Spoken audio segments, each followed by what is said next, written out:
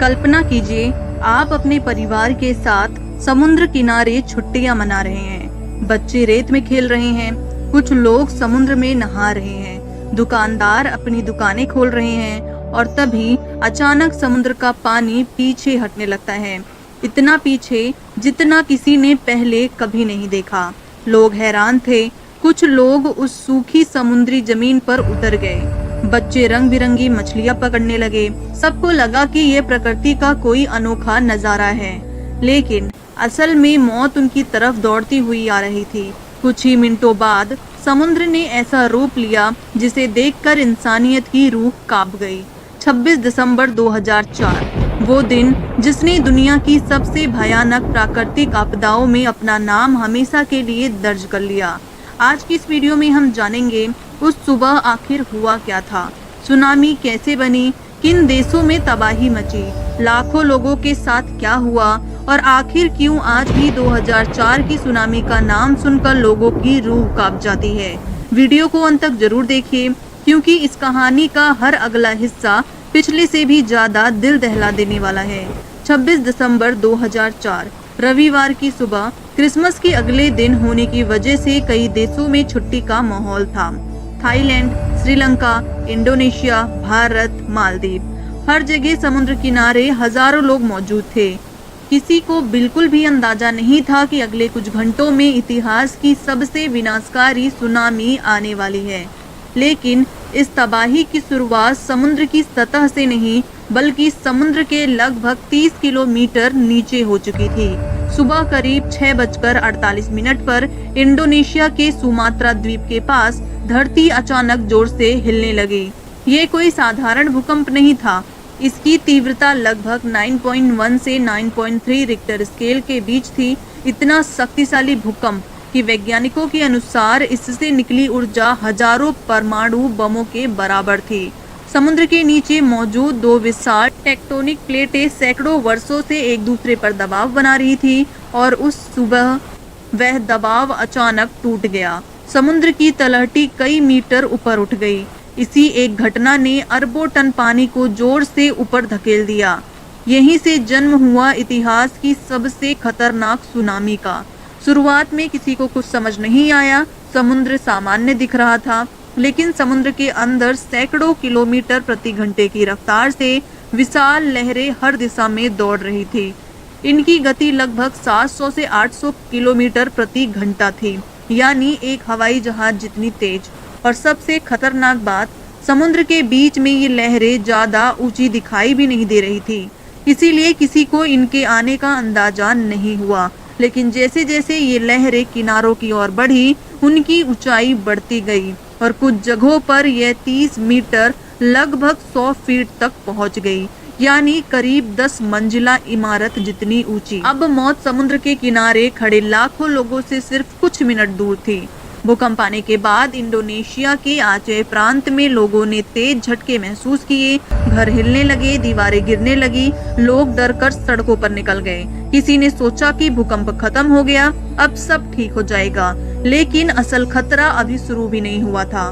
भूकंप के लगभग 15 से 20 मिनट बाद समुद्र किनारे मौजूद लोगों ने एक अजीब दृश्य देखा। समुद्र का पानी तेजी से पीछे हटने लगा। जहां कुछ मिनट पहले लहरें थी, वहां अब सूखी जमीन दिखाई दे रही थी। मछलियां तड़प रही थी, नावें रेत पर फंस गई थी और लोग हैरानी से इस नजारे को अपने कैमरे में कैद करने लगे। किसी को नहीं पता था कि प्रकृति उन्हें आखिरी चेतावनी दे रही है। और फिर कुछ ही पलों बाद क्षितिज पर लोगों को एक काली दीवार जैसी चीज दिखाई दी। पहले लगा शायद कोई बादल है, लेकिन वह बादल नहीं था, वह समुद्र था जो पूरी ताकत के साथ उनकी तरफ दौड़ रहा था। कुछ लोग भागने लगे, कुछ अपने बच्चों को गोद में उठाकर दौड़े, कुछ लोग अभी भी समझ नहीं पाए कि हो क्या रहा है। और फिर कुछ ही सेकंड में विशाल लहर शहर के अंदर घुस गई। पानी ने घर, होटल, स्कूल, मस्जिद, अस्पताल सब कुछ अपने साथ बहाना शुरू कर दिया। कारें खिलौने की तरह तैर रही थी, पेड़ जड़ों समेत उखड़ रहे थे। जहां कुछ मिनट पहले जिंदगी थी, वहां अब सिर्फ चीखें थी। इंडोनेशिया का आचे सबसे ज्यादा प्रभावित इलाका बना। पूरे के पूरे गांव गायब हो गए। हजारों परिवार एक ही पल में खत्म हो गया। कई लोग आज तक नहीं मिले। कई बच्चों ने अपने माता पिता को खो दिया और कई माता पिता अपने बच्चे को कभी ढूंढ नहीं पाए। बचे हुए लोग घंटों तक पेड़ों, छतों या किसी ऊंची जगह से चिपके रहे, बस इस उम्मीद में कि शायद कोई उन्हें बचाने आए। इधर इंडोनेशिया तबाह हो रहा था, उधर समुद्र के अंदर वही लहरें 700 किलोमीटर प्रति घंटे की रफ्तार से श्रीलंका की ओर बढ़ रही थी। लोग अपनी रोजमर्रा की जिंदगी में व्यस्त थे। कोई मछली पकड़ रहा था, कोई परिवार के साथ समुद्र किनारे घूम रहा था। किसी को अंदाजा भी नहीं था कि कुछ ही मिनटों बाद सब कुछ बदल जाएगा। और फिर वही दृश्य दोहराया गया। समुद्र पीछे हटा, लोग हैरान हुए और देखते ही देखते एक विशाल लहर पूरे तट पर टूट पड़ी। श्रीलंका में उस दिन एक यात्री ट्रेन चल रही थी। ट्रेन यात्रियों से भरी हुई थी। किसी को नहीं पता था कि कुछ ही पलों में इतिहास की सबसे भयानक रेल दुर्घटनाओं में से एक होने वाली है। अचानक विशाल सुनामी की लहर आई और पूरी ट्रेन को पटरी समेत उठा ले गई। कुछ डिब्बे पलट गए, कुछ पानी में बह गए और हजारों लोग उसी ट्रेन में फंस गए। मदद पहुंचने से पहले बहुत देर हो चुकी थी। ये हादसा आज भी दुनिया की सबसे दुखद रेल त्रासदियों में गिना जाता है। इंडोनेशिया और श्रीलंका में तबाही मचाने के बाद वही विशाल लहरें अब भारत की ओर बढ़ रही थी। उस समय भारत के किसी भी तटीय इलाकों में सुनामी की चेतावनी देने वाला आधुनिक सिस्टम मौजूद नहीं था। लोग अपनी रोजमर्रा की जिंदगी में व्यस्त थे। कई मछुआरे समुद्र में जाल डाल रहे थे, तो कहीं बच्चे समुद्र किनारे खेल रहे थे। किसी को अंदाजा भी नहीं था कि कुछ ही मिनटों में समुद्र सब कुछ अपने साथ ले जाने वाला है। 26 दिसंबर की सुबह तमिलनाडु के नागापट्टनम, चेन्नई और आसपास के तटीय इलाकों में लोगों ने अचानक समुद्र का पानी पीछे हटते देखा। कुछ लोग उत्सुकता से आगे बढ़े, कुछ लोग मोबाइल और कैमरे निकालकर वीडियो बनाने लगे। लेकिन तभी क्षितिज पर एक विशाल सफेद लहर दिखाई दी। कुछ ही सेकंड में वह लहर पूरे वेग के साथ किनारे से टकराई। ऐसा लगा जैसे पूरा समुद्र शहर के अंदर घुस आया हो। घर टूटने लगे, बसें बहने लगी, सैकड़ों नावें पलट गई और देखते ही देखते पूरा गांव पानी में डूब गया।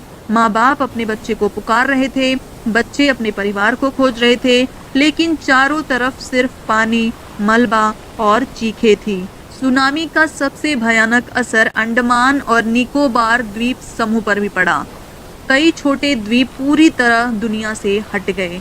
संचार व्यवस्था खत्म हो गई, फोन बंद, बिजली बंद, सड़कें बंद। लोगों को कई दिनों तक यह भी नहीं पता था कि उनके अपने लोग जिंदा हैं या नहीं। भारतीय नौसेना और वायुसेना ने अपनी जान जोखिम में डालकर हजारों लोगों को सुरक्षित स्थानों तक पहुंचाया। उस दिन थाईलैंड के फुकेट जैसे समुद्री तटों पर दुनिया भर से आए हजारों पर्यटक मौजूद थे। लोग धूप का आनंद ले रहे थे, तस्वीरें खींच रहे थे, लेकिन कुछ ही मिनटों बाद वही समुद्र उनकी जिंदगी का सबसे बड़ा डर बन गया। होटल, रेस्टोरेंट, रिजॉर्ट सब कुछ पानी में डूब गया। दुनिया के कई देशों के नागरिक इस त्रासदी का शिकार बने। हिंद महासागर के बीच बसे मालदीव में अधिकांश द्वीप समुद्र तल से बहुत कम ऊंचाई पर है। सुनामी की लहरें आते ही कई द्वीप पूरी तरह पानी में डूब गए। एयरपोर्ट तक जलमग्न हो गया। हालांकि वहां लहरों की ऊंचाई अपेक्षाकृत कम थी, फिर भी भारी नुकसान हुआ। जब पानी धीरे धीरे वापस लौटा तो पीछे जो बचा उसे देखकर हर किसी की आंखें नम हो गई। जहां कभी घर थे वहां सिर्फ मलबा था, जहां कभी बाजार था वहां सिर्फ खामोशी थी। दुनिया भर के देशों में राहत सामग्री भेजनी शुरू हुई। भारतीय सेना, भारतीय नौसेना, भारतीय वायुसेना, संयुक्त राष्ट्र और कई अंतर्राष्ट्रीय संस्थाओं ने दिन रात राहत और बचाव अभियान चलाया। हजारों लोगों को हेलीकॉप्टर से निकाला गया। लाखों लोगों तक खाना, पानी, दवाइयां और अस्थायी आश्रय पहुंचाया गया। 2004 की सुनामी ने पूरी दुनिया को एक बहुत बड़ा सबक सिखाया। इसके बाद हिंद महासागर क्षेत्र में आधुनिक सुनामी अर्ली वार्निंग सिस्टम स्थापित किया गया। आज समुद्र के अंदर विशेष सेंसर, उपग्रह और चेतावनी केंद्र कुछ ही मिनटों में संभावित सुनामी की जानकारी संबंधित देशों तक पहुंचा सकती है।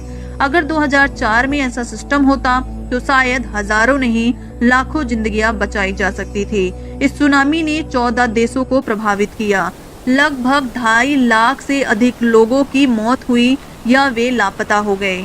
करीब 17 लाख लोग बेघर हो गए। यह आधुनिक इतिहास की सबसे विनाशकारी प्राकृतिक आपदाओं में से एक मानी जाती है।